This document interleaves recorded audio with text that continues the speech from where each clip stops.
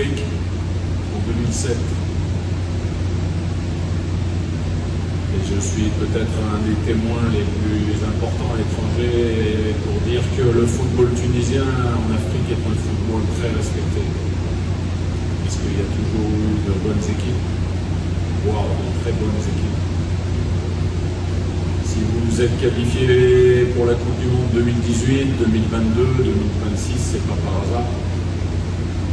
La Coupe du Monde 2022 a plutôt été une réussite.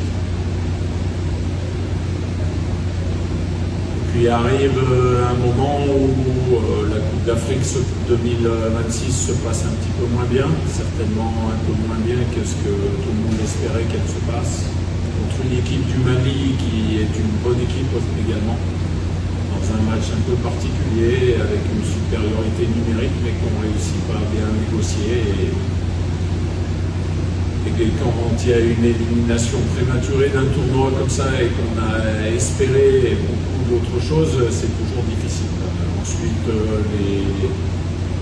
la préparation de cette Coupe du Monde et puis un mauvais premier match de préparation ou dernier match de préparation, une compétition qui démarre très mal et puis un enchaînement contre le Japon. Donc, qu'est-ce qu'il faut faire aujourd'hui? Il faut tirer un bilan.